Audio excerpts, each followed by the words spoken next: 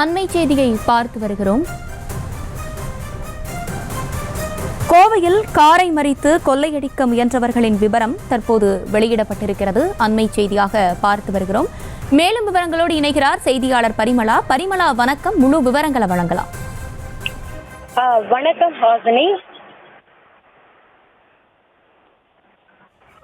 கோவையில் அரங்கேறிய கொள்ளை முயற்சி, முகமூடி அடைந்த கொள்ளையர்களின் பகீர் வீடியோவால் பரபரப்பானது ஏற்பட்டிருக்கிறது. இந்த நிலையில் கோவை எல்என்டி பைபாஸ் அருகே காரை வழிமறைத்த 6 நபர்கள் பின்னாடி வந்த மற்றொரு காரை வழிமறைத்து கொள்ளையில் ஈடுபட்டிருக்கக்கூடிய அந்த சிசிடிவி காட்சிகள் வெளியாகி பரபரப்பை ஏற்படுத்தி இருந்த நிலையில் இந்த சம்பவம் தொடர்பாக ஏற்கனவே 4 பேரை காவல்துறையினர் கைது செய்திருக்கக்கூடிய நிலையில் தற்பொழுது அவர்களின் புகைப்படங்களும் வெளியிடப்பட்டிருக்கிறது. இந்த நிலையில் இந்த கொள்ளை சம்பவத்தை பொறுத்தவரை 6 நபர்கள் ஈடுபட்டிருப்பதாக தகவல்கள் வெளியாகி இருக்கக்கூடிய நிலையில் மேலும் 2 பேரை மதுக்கரை காவல்துறையினர் விசாரணை மேற்கொண்டு வருகின்றனர்.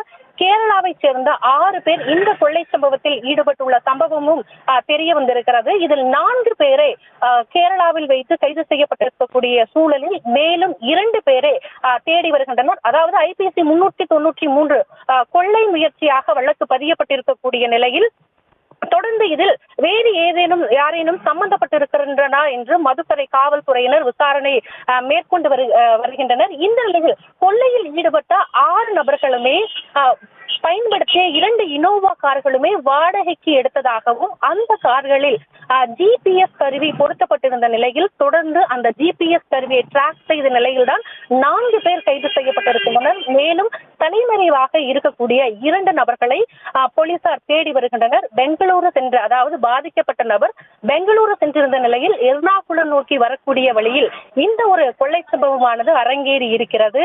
காரில் இருந்த பொருட்கள் எதுவுமே கொள்ளை போகாத நிலையில் நடு ரோட்டில் முகமூடி அணிந்த 6 நபர்கள் வழிமறைத்து கையில் ஆயுதங்களுடன் கொள்ளையடிக்க முயன்ற சம்பவம் மேலும் பரபரப்பை ஏற்படுத்தி இருக்கிறது.